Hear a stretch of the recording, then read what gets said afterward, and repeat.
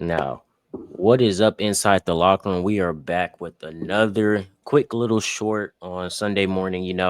Shedeur Sanders just had his rookie debut in the preseason and a win against the Carolina Panthers. And here on Inside the Locker Room, we are very big advocates for Shedeur Sanders. We've been hyping him up since even before the draft. But I know, Ben, you were watching the game. Did anything like just stand out to you from his performance or anything?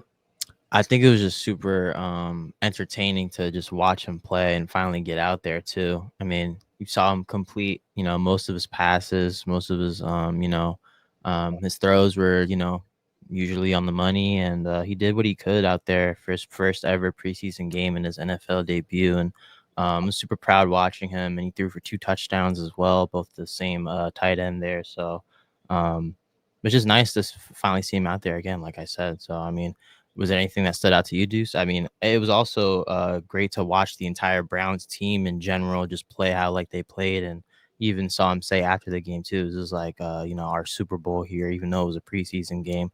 Not many people take these seriously, but what'd you see from the Browns in general as well here? I mean, like I said, I've been saying this all what you call it, off season, that I believe that he was set up to fail. He was already drafted into a very tough and crowded QB. I'm not gonna say necessarily tough, but a crowded quarterback room. Joe Flacco, Dylan Gabriel, Deshaun Watson, and then they later just added another quarterback in DTR, I believe, right? Hmm. Yeah. So I think he was just poised not for success, and like he said in his interview, he stayed humble. He worked with what he got because he's been working with the fourth string group all what you call it training camp, and he's still been humble.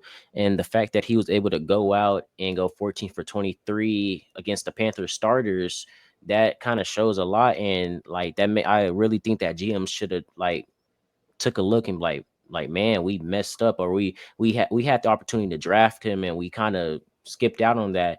And two teams I think about the most are the Saints and the Raiders. Although the Raiders did just get Geno Smith, they need a younger quarterback. Geno Smith he's getting older, and he won't be there much longer. And it would have been, as much as I like that they got Ashton Genty, I would have preferred that they got Shedeur Sanders probably also with the later pick if they weren't going to take him in the first round. And then the Saints, it just never made sense to me why they took Tyler Show over Shador, and even him just over other quarterbacks in general. But that's just a talk for a later episode. But I think Shador worked with what he had, and you saw it on the play, what you call it, last game. I think that the Browns need to take note of this and say, hey, let's move him up in the, not in the depth chart necessarily, but let's start letting him run with the ones, or let's start letting him run with the twos, getting first team reps and all what and whatnot. Um, I just think Shador is a better player than what a lot of people seek him out to be. He's not that, he's not a fifth round talent. If he's not a day one talent, at most he's a second round, third round pick, but no way that he should have fell to day three. And it just still doesn't make sense to me. But I really do hope for the best. I want to see more of him, what you call it, next preseason game, because I didn't get to watch too much. But I already know that he's gonna go out and ball out and perform. He's only making Dion happy. His interviews, he remains humble and all that. But that's what I have on him. That's my 2 cents on it. Yeah, and I mean, we even have all the other buffs out there in the league making their noise be heard as well. We had Shiloh on the Bucks as well make his debut, and the Travis Hunter, playing both sides of the ball. We saw a little bit of as well, which we'll see plenty of this upcoming regular season, hopefully. And even players like LeJontay Wester making impact early on preseason here, taking it to the house on a punt return. I believe. Yeah. So Uh, yeah, and Jimmy Hore Jr. even on the Panthers. Travion Henderson is another player also. He took one to the house against the Commanders. The Patriots, they looked pretty nice with their squad out there. I was able to catch that here and there. The Cowboys, I mean, I give my little thoughts on that real quick. I mean, the defense kind of looked just off in the quick. I didn't get to watch too much of the game, but the parts I did watch, the defense looked off. They didn't win, but people expected more from Joe Milton. But I keep saying he's in a new system. He's under a new head coaching regime. He's not in New England no more, and plus he's still young, so it takes a little bit more time to learn. But I still think that once he cleans up his little issues, he'll be the quarterback for the future once Dak is gone. Will Greer, he did have a pretty good performance. He's always has good preseason performances. Another player that I want to mention, I can't think of the top of my head right now. Oh, Holden off the Cowboys, our undrafted Trayshawn Holden from Oregon, Mhm. undrafted. He made it a presence felt against the Rams. So I want to see more of him next week. It sucks that the Cowboys are one of the few teams that you don't see their starters play at all in the preseason like other teams. But hey, it comes at the price of not getting injured. So that's just pretty much my little quick thoughts on that.